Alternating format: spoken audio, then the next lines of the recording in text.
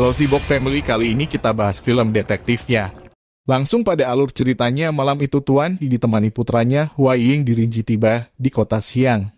Mereka bermaksud untuk melamar putri keamanan Qin, Sok Jin. Tuan berpesan pada putranya agar menjadi pria sejati. Pria sejati selalu akan menepati janjinya. Tiba-tiba rombongan mereka dikejutkan oleh kedatangan monster. Kota itu telah mengumumkan bahwa banyak terjadi penculikan di malam hari oleh monster. Tak lama kemudian terlihat beberapa orang berpakaian ninja mengejar monster itu. Satu lagi muncul seorang gadis muda yang juga ikut mengejar mereka. Rinji yang melihat hal itu segera meminta izin pada ayahnya untuk mencari tahu hal itu. Sampai di sebuah lorong, Rinji melihat gadis itu sedang dikeroyok oleh para ninja. Ia segera menolong gadis itu dan terlibat langsung dalam pertempuran. Saat Rinji mampu mengalahkan para ninja, si gadis ternyata masih saja mengejar para ninja yang mencoba melarikan diri. Hingga akhirnya Rinji memutuskan untuk menyusul gadis itu.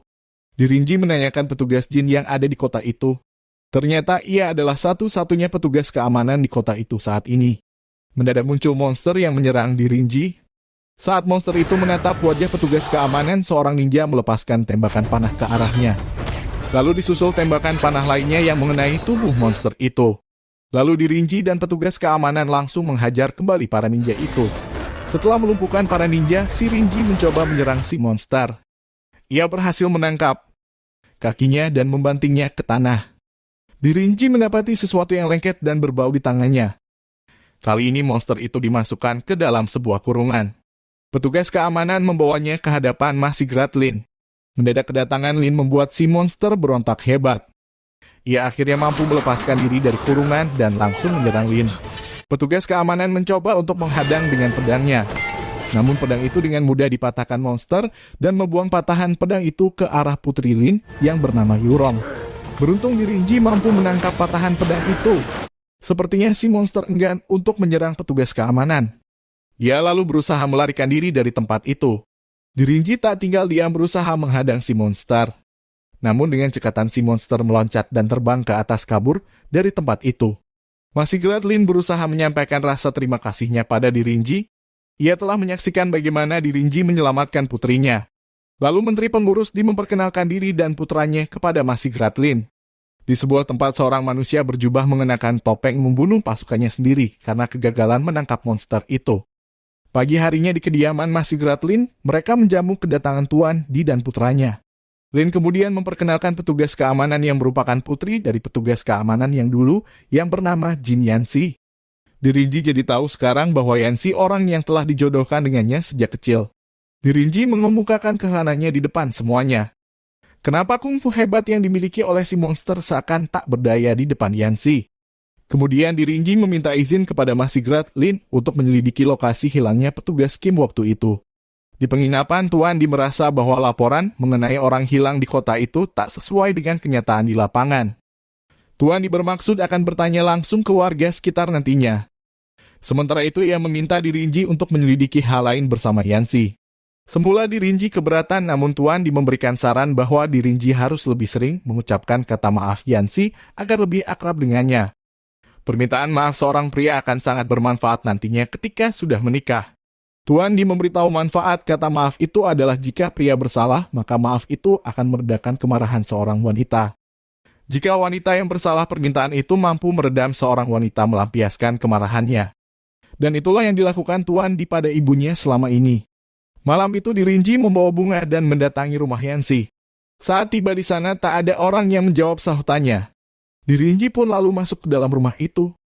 Di ruangan itu Rinji mendengar sahutannya dijawab dari sebuah ruangan yang ada di depannya.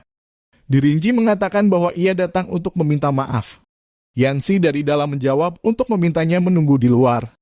Rinji teringat perkataan orang tuanya bahwa wanita sering mengatakan kebalikannya. Ia pun memutuskan masuk ke ruangan itu. Alangkah terkejutnya Rinji saat mengetahui Yanxi sedang mandi. Yanxi lalu melepaskan gayung yang digenggamnya ke wajah Rinji. Perlahan Rinji keluar dan pamit dari tempat itu. Manusia bertopeng meminta anak buahnya untuk secepatnya menangkap monster itu. Monster itu adalah jelmaan petugas Kim yang telah diberikan obat oleh mereka. Obat itu akan memiliki efek selama beberapa hari. Petugas Kim punya ilmu bela diri yang hebat dan kekuatan tenaga dalam sehingga masih mampu mengendalikan dirinya. Dirinji mendatangi Yancy yang berada di lokasi ayahnya hilang dulu. Dirinji melihat beberapa goresan di dinding rumah warga. Lalu Dirinji menanyakan barang bukti di TKP itu yang ternyata hanya sebuah pedang dari ayahnya. Dirinji mengatakan bahwa goresan itu bukan berasal dari pedang ayahnya. Mendadak Dirinji melihat bekas cairan yang tertinggal di tanah. Cairan itu terasa lengket di tangan dan berbau amis. Dirinji terus melangkah dan menemukan secari kain yang tersangkut di sebuah ranting pohon. Kain itu juga berbau amis darah kambing dicampur dengan darah ayam. Dirinji lalu memberikan kain itu kepada Yancy. Dirinji tak yakin kain itu berasal dari pakaian si monster. Cairan di tubuh monster berbau amis ikan dan udang busuk.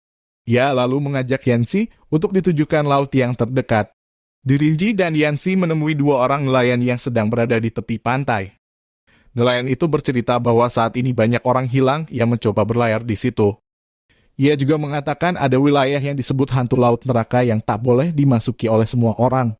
Di dekat laut itu Dirinji menemukan sebuah kuil yang telah tak dipakai. Kuil itu bernama Kuil Mijing. Masih Gratlin menemui putrinya di taman. Ia menebak bahwa putrinya saat ini sedang memikirkan Dirinji. Lin lalu menyampaikan kesanggupannya untuk melancarkan Dirinji untuknya. Yurong terlihat malu lalu meninggalkan ayahnya sendirian di tempat itu. Dirinji menggoda Yancy selama dalam perjalanan dari laut tadi. Yancy merasa cemburu melihat Dirinji dikerubuti oleh para gadis penghibur. Yancy sedikit kesal akan perjodohan mereka. Sebaliknya, Dirinji dengan riang gembira meninggalkan tempat itu. Tuan sangat terkejut ketika mendapat kenyataan dari warga bahwa separuh dari pria di desa itu telah hilang. Kini desa itu tinggal anak yatim dan janda. Tuan berjanji akan segera melaporkan masalah itu ke istana.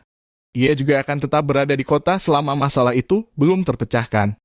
Malam itu Dirinji mengungkapkan semua analisanya. Mulai dari cakar dan goresan buatan semua lokasi yang dipalsukan dan bau amis yang sesungguhnya berasal dari laut diganti darah kambing dan ayam. Dirinji menyimpulkan lengket di tangannya itu adalah rumput laut. Ia pun mengambil kesimpulan bahwa kasus ini telah direkayasa sedemikian rupa. Tiba-tiba Masih Gratlin datang ke penginapan dan tanpa sengaja mendengar sedikit pembicaraan mereka. Ia datang membawa berbagai hadiah dan bermaksud untuk menjodohkan putrinya dengan Dirinji. Tuan sedikit terkejut, ia lalu menjelaskan pada Lin bahwa kedatangannya ke kota itu justru untuk melamar putri petugas jin untuk putranya. Masih Grat menceritakan bahwa zaman dulu tak mengapa mempunyai istri lebih dari satu orang. Mendengar hal itu, Yancy langsung pergi meninggalkan tempat itu. Dirinji segera mengejar Yancy yang terlihat sedang kesal. Di depan Dirinji, Yancy seakan sudah tak peduli dengan perjodohan mereka. Ia lalu pergi dan berlalu dari hadapan Dirinji. Dirinji sesaat melihat seseorang sedang memperhatikan mereka. Ternyata wanita itu adalah Yurong dan langsung mendatangi Dirinji. Yurong menjelaskan bahwa ia hanya kagum dengan Dirinji dan menaruh rasa hormat kepadanya. Yurong tak berharap lebih akan perasaannya saat itu. Yurong juga bercerita pada Dirinji bahwa kuil Mijing sangat bagus untuk berdoa. Kuil Mijing juga menjadi tempat pertama kali orang hilang di kota itu. Malam itu Tuan dan putranya kembali membuka berkas laporan kasus itu. Dirinji mempunyai kesimpulan bahwa dari lokasi yang dipalsukan, jumlah korban yang tak sesuai maka dapat disimpulkan tentang dua hal. Pertama ini adalah perbuatan manusia dan mustahil monster melakukannya. Dan yang kedua adalah adanya keterlibatan organisasi besar di pemerintahan dalam kasus ini. Di sebuah jembatan, Yancy masih saja berdiri di sana. Ia dikejutkan oleh kedatangan seorang anak kecil yang mengejar buah apel yang jatuh. Seorang ibu terlihat menyusul anak itu dan memintanya segera pulang. Alangkah terkejutnya mereka melihat Yancy diculik seseorang dari belakang. Si ibu langsung berteriak meminta tolong. Dirinji mendengar teriakan itu dan segera menuju keluar. Mendadak ia diserang oleh monster yang ada di depannya. Si monster menghentikan serangannya dan mencoba untuk memberitahukan siapa dirinya. Lalu Dirinji membawa monster itu ke hadapan ayahnya. Lewat sebuah rencana si monster mencoba memberitahukan dirinya kepada Tuan Di. Ia ternyata adalah petugas Kemanan Kim yang saat ini tak bisa berbicara maupun menulis sesuatu. Pelayan Tuan Di datang dan memberitahu bahwa Yancy telah diculik. Si monster segera berlari menuju ke kuil dan langsung diikuti oleh Dirinji. Sampai di depan kuil monster itu merasakan sakit pada kepalanya dan dari dalam terdengar suara seruling yang terus dimainkan oleh pengawal manusia bertopeng. Sampai di dalam manusia bertopeng telah menunggu kedatangan monster itu. ia langsung diserang oleh para ninja. Melihat monster itu merasa kewalahan, Dirinji segera terjun ke dalam pertempuran. Manusia bertopeng itu mencoba memperkenalkan diri pada Dirinji. Ia adalah tetua dari Fengjiang. Dirinji seolah tak peduli akan perkataan manusia bertopeng dan kembali melanjutkan pertempuran. Di suatu kesempatan Dirinji berhasil melepaskan ikatan Yanxi. Di kesempatan lain si monster berhasil melancarkan pukulan mematikan ke tubuh monster. Tetua Fengjiang dan pasukannya melepaskan bom kapur dan langsung menghilang dari tempat itu. Tuan didatang ke kuil dan segera mengajak Dirinji meninggalkan tempat itu. Belum sempat mereka melangkah lebih jauh, hujan panah mengarah pada mereka. Masigrat Lin datang ke kuil itu dengan membawa pasukan kerajaan. Si monster yang melihat kedatangan Lin langsung menyerangnya. Belum sempat tangan monster itu menyentuh tubuh Lin, pasukan kerajaan berhasil menyerangkan tombak mereka ke tubuh monster. Bersamaan tombak itu dicabut, tubuh monster terpental ke anak tangga. Sebelum monster itu pingsan, ia mencoba memanggil nama Yanxi. Siang harinya monster itu dipasung dan dipertontonkan pada warga. Saat ini Tuan Dirinji dan Yanxi ditempatkan di sebuah kamar yang disediakan oleh Lin. Di dalam kamar, Dirinji menyaksikan keterangan Masigrat Lin yang mengatakan mendapatkan laporan warga. Tak mungkin secepat itu Lin datang ke kuil.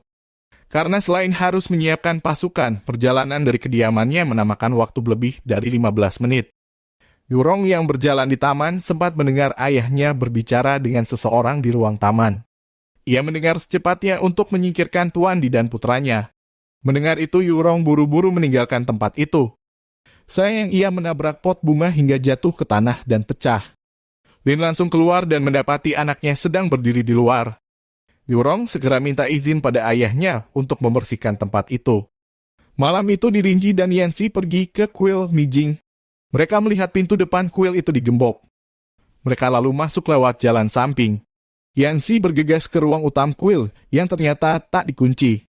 Sampai di ruangan itu mereka mencoba memeriksa apa yang bisa mereka temukan di sana. Tak beberapa lama mereka mendengar suara seseorang yang menuju ke tempat itu. Dirinji dari tempat persembunyiannya melihat rombongan orang yang sedang membawa sandera memasuki sebuah ruang rahasia. Ruang itu bisa terbuka setelah menggeser sebuah lilin di tempat itu. Ternyata ruangan itu menuju ke sebuah pantai. Dan di kejauhan sebuah perahu telah menunggu kepergian mereka. Malam itu Tuan Di seperti mendengar suara seseorang di luar kamar. Ia membuka pintu kamar dan tak ada siapa-siapa di luar. Lalu ia menutup pintu kamar. Saat berbalik badan ia mendapati seseorang telah berada di kamarnya. Yurong menemui Dirinji dan Yanxi yang baru tiba dari kuil. Yurong memperingatkan Dirinji untuk segera meninggalkan tempat itu, karena akan ada orang yang akan membunuh mereka. Mendadak Dirinji teringat ayahnya di atas. Seorang pelayan memberitahu Dirinji bahwa Tuan Di telah menghilang. Menemukan tanda pengenal kerajaan ayahnya jatuh ke lantai. Dirinji lalu meminta Yurong untuk mengatakan siapa orang yang hendak membunuh mereka. Kemudian, Dirinji menunjukkan sebuah peta bahwa kuil Mijing terhubung ke laut. Ia memastikan bahwa Masigrat Lin telah lama tinggal di kuil itu selama ini. Kali ini Dirinji memutuskan untuk pergi ke kuil Mijing dan ikut berlayar dengan perahu untuk mencari bukti yang kuat. Yurong memaksa ikut dengan mereka karena ia ingin nantinya bisa menyadarkan ayahnya.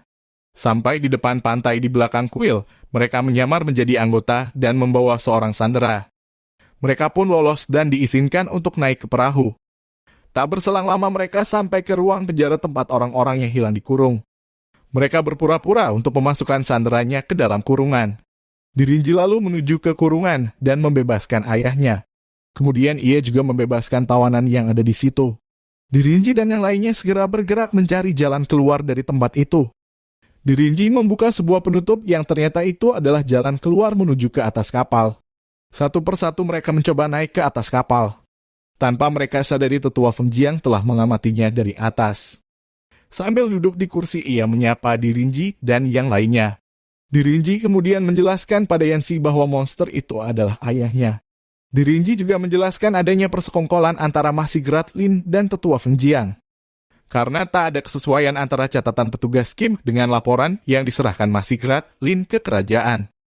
Saat Dirinji dan ayahnya mencoba memasuki kota siang, saat itulah mereka menculik petugas keamanan Kim. Akhirnya untuk menutupi persekongkolan mereka membuat isu monster itu. Setelah Dirinji bercerita panjang lebar, tetua Fengjiang segera memerintahkan anak buahnya menyerang mereka. Perkelahian sengit pun terjadi di atas kapal.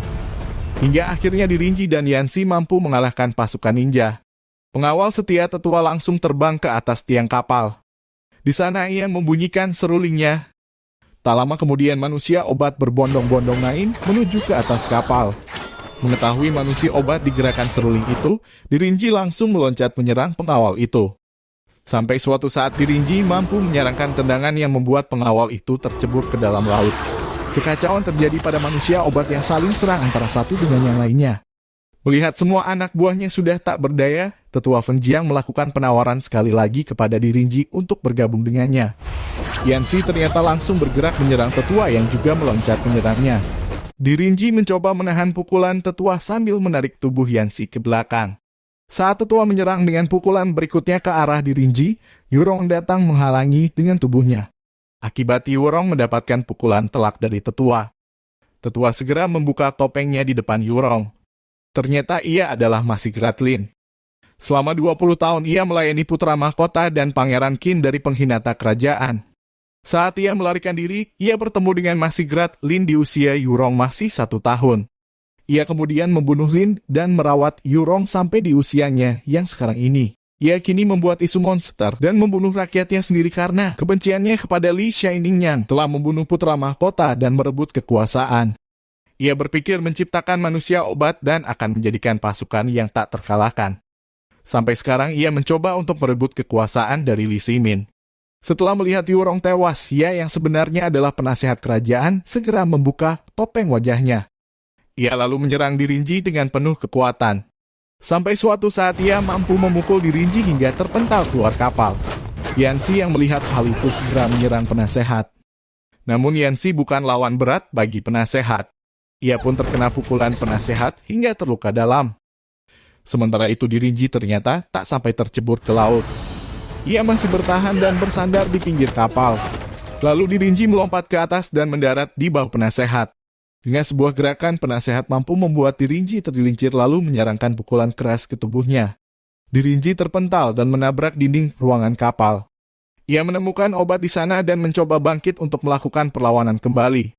Setelah memakan obat itu, Dirinji seperti mendapatkan kekuatan yang luar biasa. Dirinji segera menyerang si penasehat. Ia berhasil menyerangkan beberapa pukulan yang mengenai tubuh penasehat. Terakhir, ia mampu menendang penasehat hingga terlempar ke atas. Kemudian Dirinji terlihat lemas lalu tubuhnya ambruk ke lantai. Tuan Di segera mendatangi putranya yang tengah terluka itu.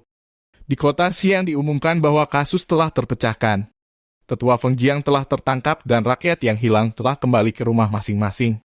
Setelah Tuan Di melaporkan kasus ini ke kerajaan, segera Tuan Di diangkat sebagai Tuan Besar King Tian. Sekian kisah cerita detektif kita kali ini, mudahan bisa menghibur kalian semua dan sampai jumpa.